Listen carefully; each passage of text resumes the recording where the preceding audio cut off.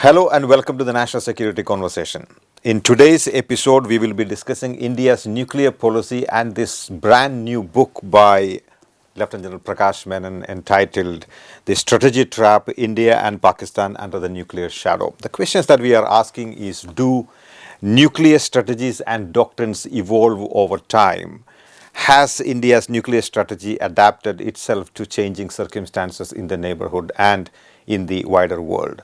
So to discuss this and more, I have with me in the studio Lt Gen Prakash Menon, who is now the Director of the Strategic Studies Program at the Takshashila Institution based out of Bangalore.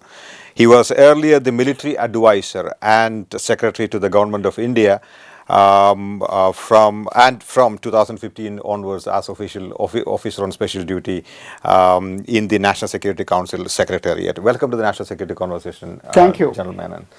General Menon, if I may begin this conversation by asking you to tell us about your last job as the military advisor and secretary in the National Security Council Secretariat. What is this job about?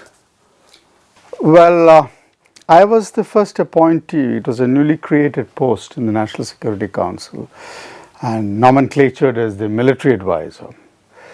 And what it actually entailed was to provide military advice in the National Security Council. And what differentiated it from the rest was it was military. It was not service specific in advice. Right, yeah. That was for the first point. And the second one was that advice was to be formulated in a very holistic context or perspective which the National Security Council provided.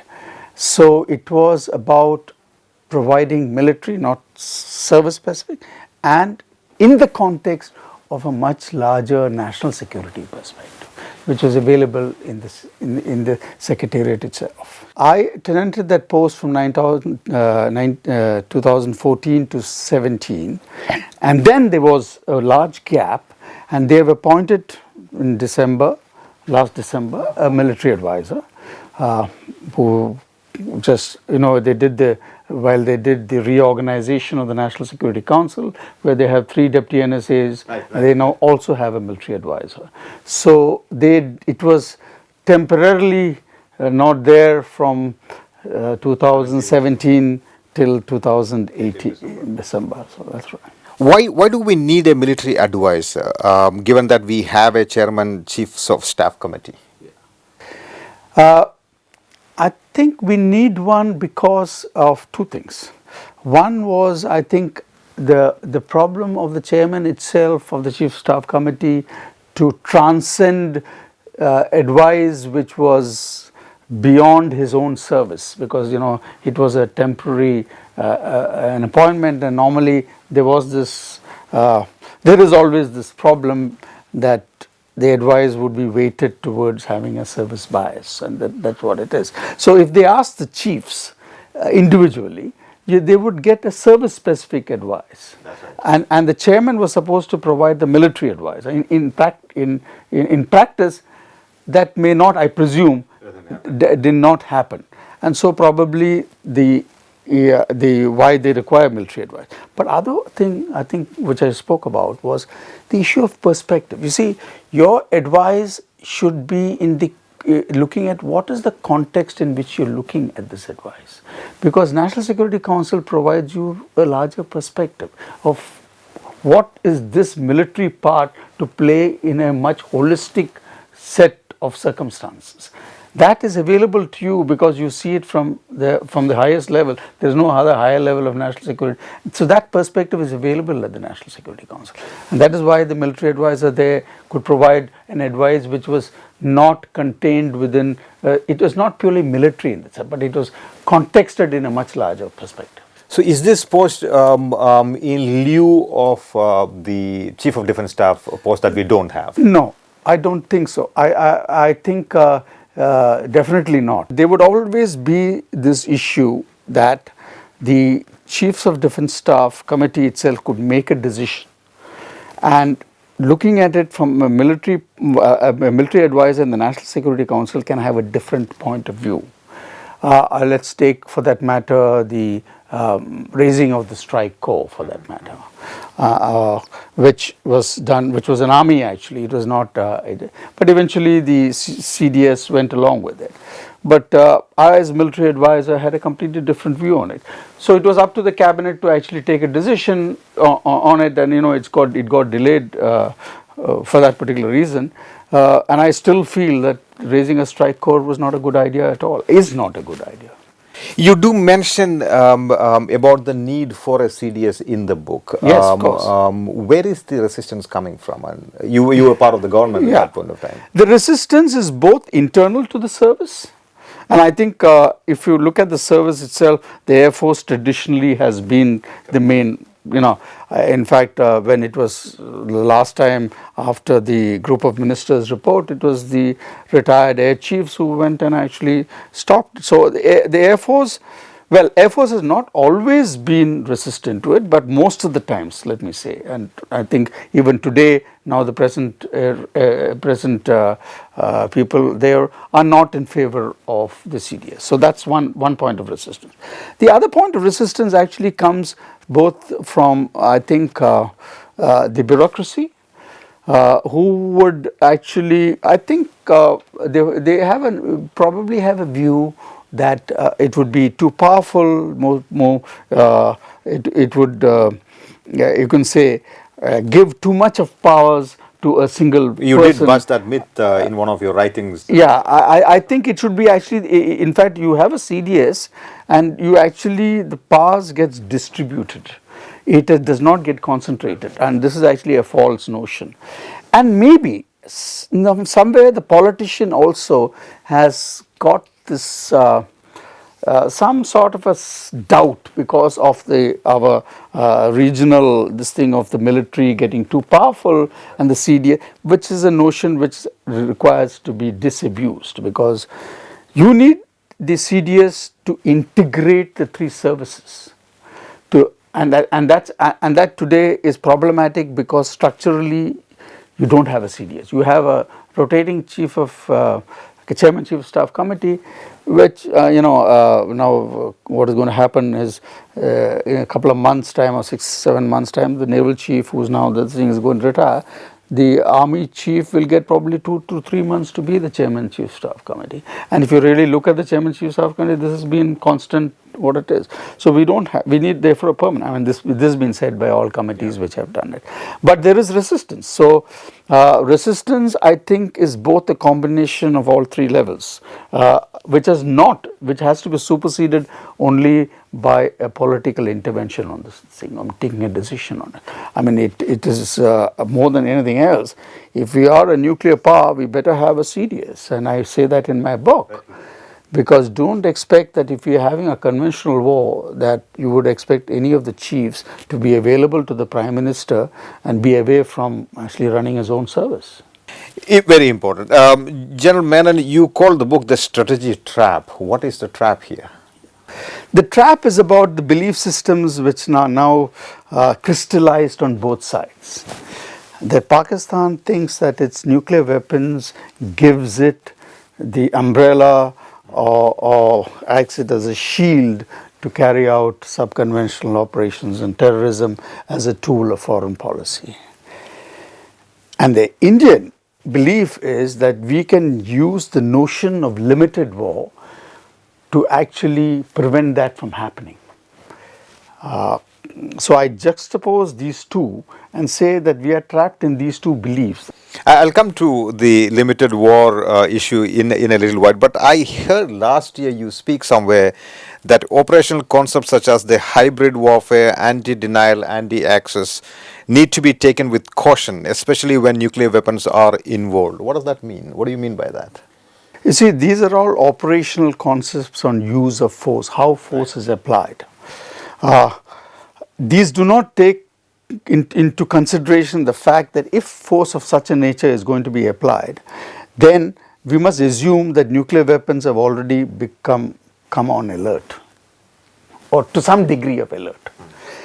The moment nuclear powers alert the weapons, then the degree of suspicions of any movements, action done on either side would be of a very high degree, because now you are really in the realm of an existential threat. Your own behavior itself, your intelligence which you're getting from the other side might indicate to you that this guy is about to do something, because he's got his nuclear weapons on alert.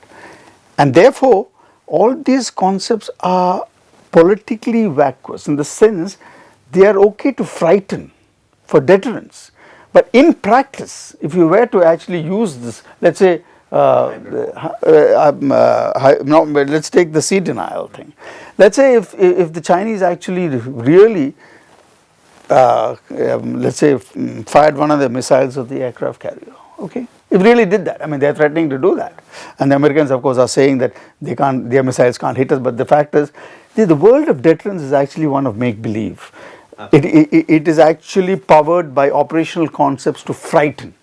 But in the real world, if those are applied, then you find that you go into a much dangerous realm of escalation, which you cannot control. And that is what history tells us, that the fact is, once military force is applied, and if they are between nuclear powers, then you go into a different realm. So you have the situation here where deterrence is practiced through the evolution of all these very high sounding names, operational doctrines and so on, but nobody knows in practice how it's going to work out. And my view is, it is better not to go there. You might actually do it, but if you really want to practice it, I don't think most of it will work out, because these are all done by one side. After all, there's an enemy on the other side. If the Chinese are going to do something to the Americans, don't forget that the Americans have got enough capacity to do something to them, even preempt them from doing something like that. So you go into a different realm altogether. General Menon, you write in the introduction of your book that in the India-Pakistan context, conventional space below the nuclear threshold is available to prosecute a limited war, but the utility of conventional space and the scope of political objectives achievable through limited war are substantially restricted. Consequently, brinkmanship, punitive strikes and localized skirmishes are likely to characterize the forms of future India-Pakistan war. So you're not really ruling out the possibility of low-scale skirmishes even under the nuclear umbrella, are you? No, I'm not. But what I'm saying at the same time is, if these low-scale type of interactions, exchange of energy, is meant to impact Pakistan's use of terror as a tool of foreign policy, then that's not, this application of force is not going to achieve that military, that political objective. But it has other utilities. And that utility is about just assuaging your sense of revenge, So it's emotional, and therefore you can use it for political purpose. Gen Menon, I see a little bit of tension there in what you write. Now, allow me to read this out. On page 148, you say, surgical strikes could be an effective military tool to inflict damage to Pakistan in order to deter it from conducting terror strikes. On page 149, you say, in summary, nothing has changed except new names were added to the lexicon of discourse in India-Pakistan relationship, and a new imagination of India acting tough seemed to have gained ground in the realm of domestic politics. So, on the one hand, you seem to be saying that there is the surgical strikes is probably an effective military tool. On the other hand, you're saying that, well, it's not really that very effective. No, actually, that's what the importance of context. In the when I say the first hand, I am actually I call it that the best implement to use is air power. Right. Okay, so I'm talking about in terms of wanting to hurt him through air power, but I also say that he's also got a free will, and so he can also hurt you back. But air power, since we are in a much more in a position of greater strength, I say that this is the more effective tool, that he will get. You can hurt him more than he can hurt you, at least in terms of the forces which are arranged, because it's air power. That's what I say. And you can actually escalate and de-escalate the fastest. Whereas if you send in troops, it will take that much longer. So that is why I am saying. But in the second case, I am actually talking about the Uri surgical strikes. Right. Then I say that what it has achieved is not about, it doesn't have stopped infiltration. It doesn't have any of their strategic behavior towards J&K is not been impacted.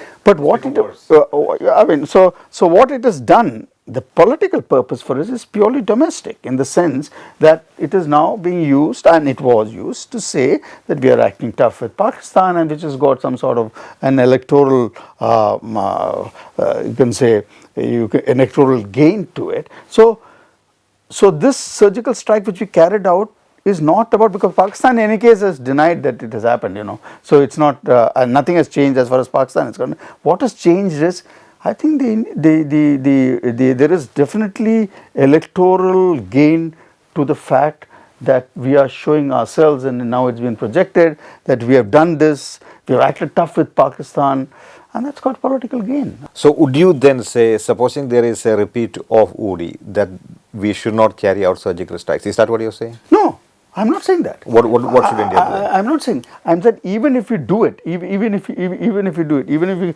do whatever it is, we must understand that it will only have a temporary effect, because no political leader in this country can now say, after a terrorist strike has taken place here, and I'm not going to do anything.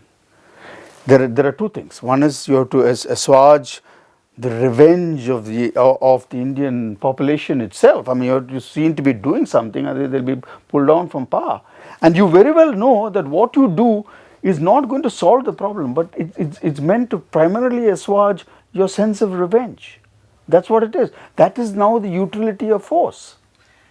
Let me put it differently. All right. So the Pakistanis in 2016 September did not respond. They in fact did not even acknowledge that it took place. What if? But is it pregnant with the possibility of escalation, the surgical strikes or such low-level strikes against Pakistan in the wake of a terror attack? There will always be the possibility, and that is the risk which the politicians have to take. That how do you carry out that strike? What is the risk you're willing to take? What has happened to you and what is it you want to do back to them? So you can't judge it a priori, but you have to judge it in the context in which it takes place. Let's say the next strike takes place, and let's say the strike is of such a magnitude that they won't have any choice, and it's anybody's guess how India will react, and India will react, and that means that they're willing to take the risk. So the risk cannot be wished away. That's a political decision.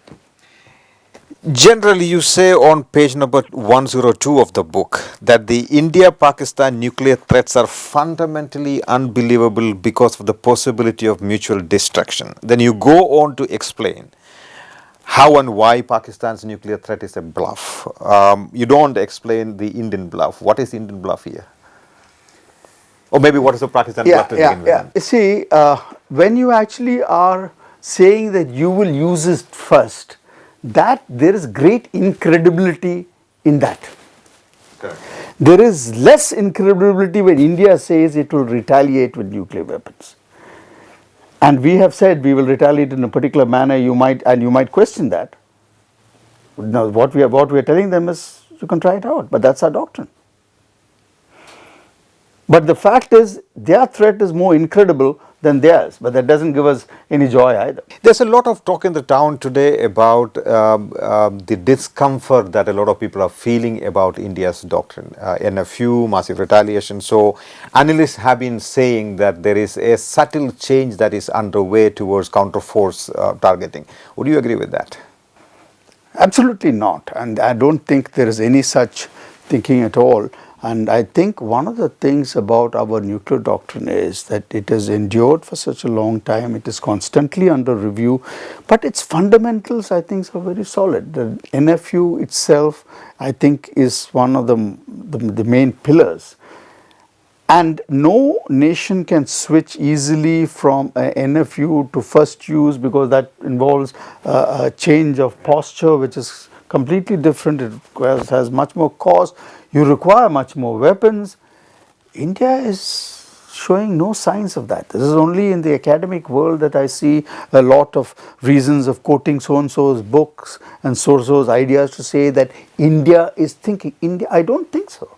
I mean, I'm not aware of what the official thinking is, but I know that it's all is constantly. Oh, you've been there until recently. Yeah, but there is no. I mean, I don't think this academic examination based on snippets and anecdotal ideas is actually having any effect on the government of India, and I don't think it would. That's clarified. On page 190, generally you say there is a clash between Indian and Pakistani beliefs regarding the utility of nuclear weapons.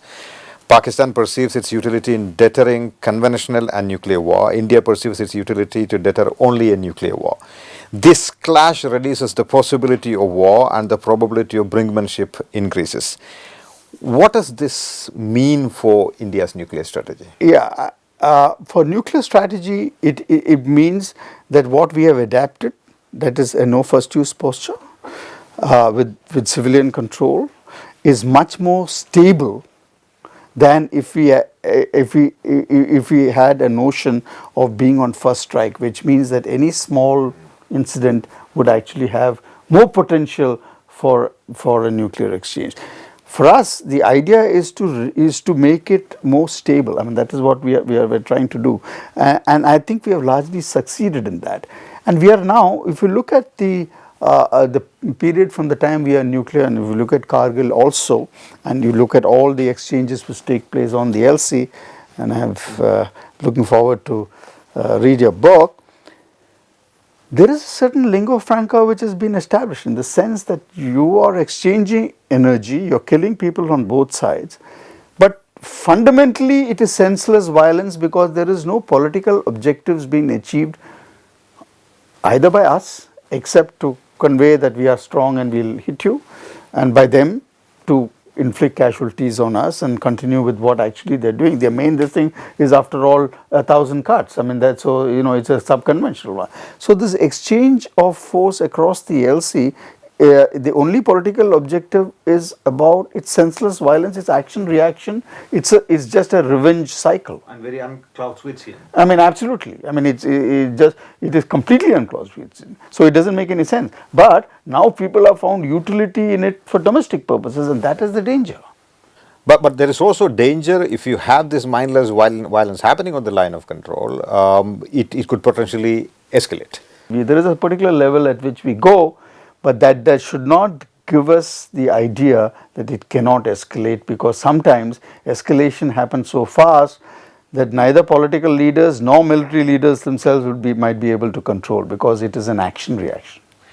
Also, if, as you correctly pointed out, now that we have a lot more domestic political usage of this, the possibility of miscalculation, especially when you're playing to the domestic gallery, is something that you will not be able to foresee. Yes. General, on page number 208 of the book, you say that the Indian nuclear doctrine is a good example of strategic communication. It conveys with clarity India's intent, capability, sought conditions for use, and the type of command and control to be exercised.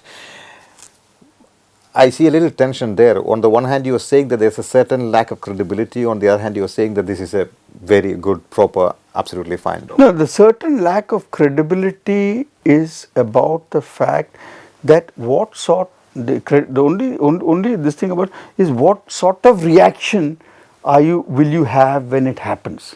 Nobody knows how that is going to take place.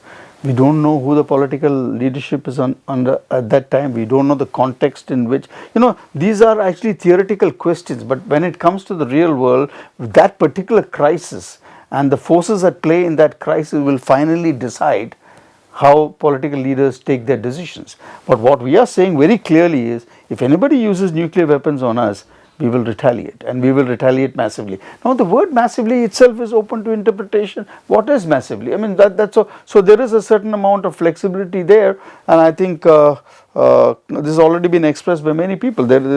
Massively doesn't mean that everything. It could also mean you can define massively for yourself depending on what is the context of the retaliation. So I would think that this is our nuclear doctrine has got clarity.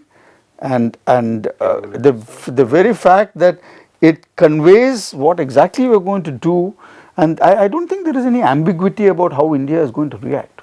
On that main thing, there is no ambiguity. We are saying we will react only if nuclear weapons are going to be used against us, except for the caveat which was again introduced by the CCS, which is that for biological and chemical weapons, we retain the option of using nuclear weapons in retaliation to a biological and chemical stuff. Or on soldiers anywhere in the world.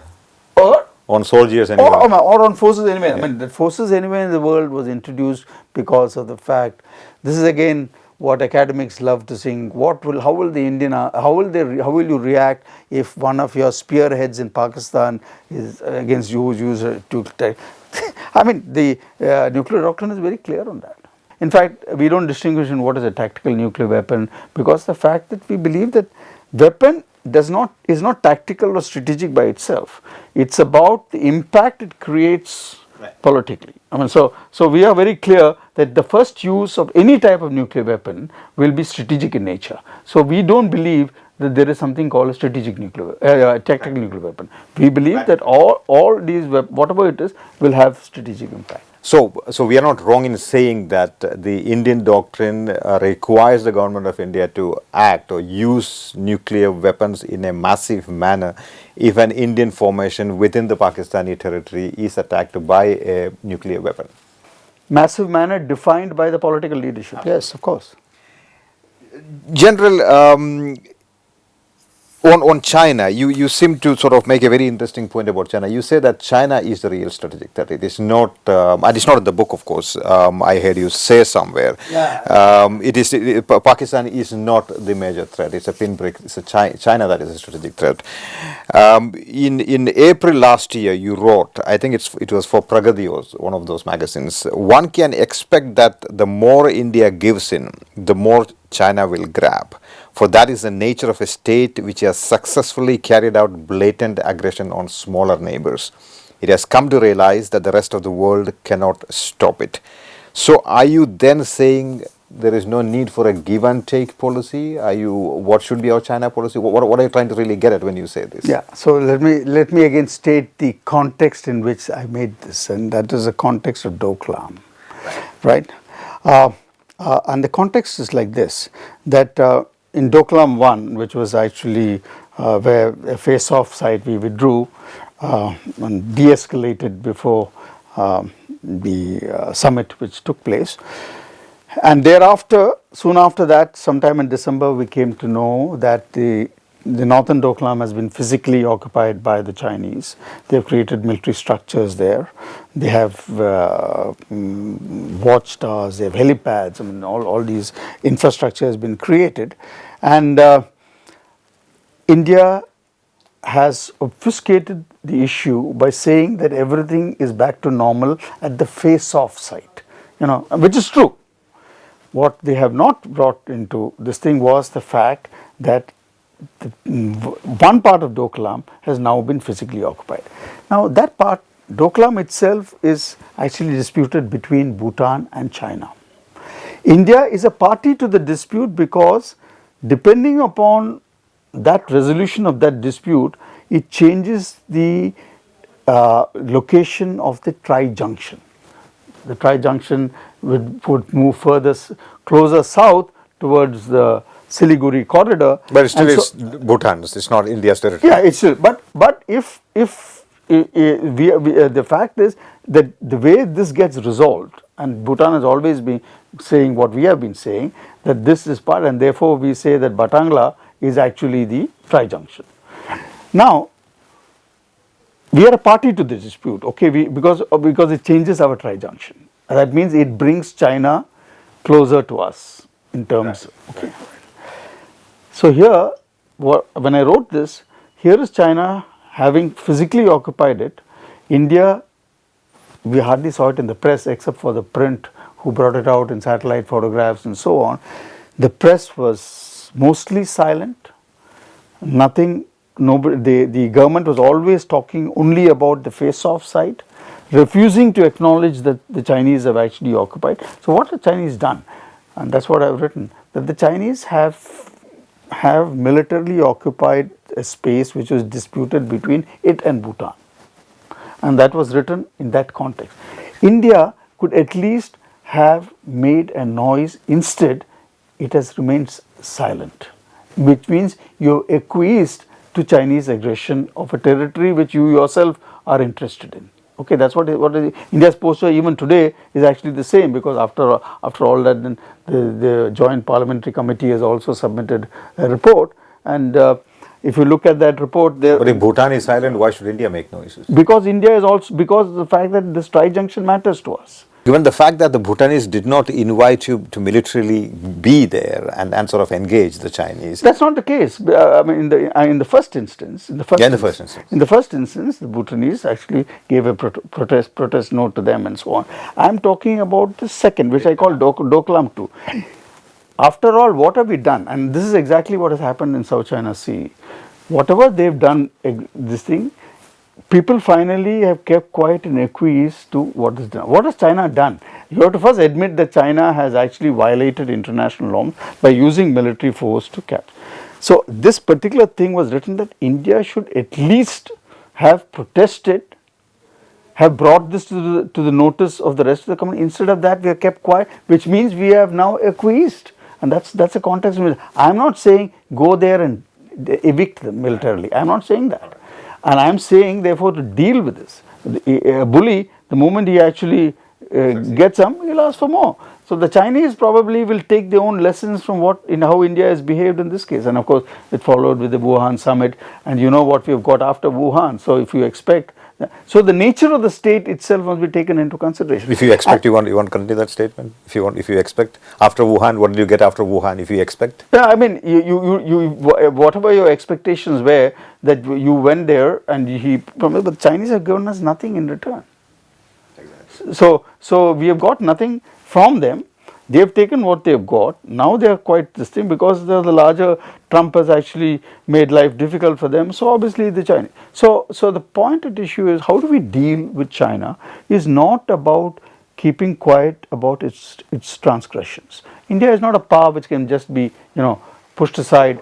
We should actually stand on our own. I mean, that is what the context in which that is written. My last question. In the book, you said you asked for a military rebalancing. You say the size of our land power against Pakistan also draws nourishment from operational concepts that belong to a pre-nuclear era, capturing large tracts of Pakistani territory as a bargaining tool, etc.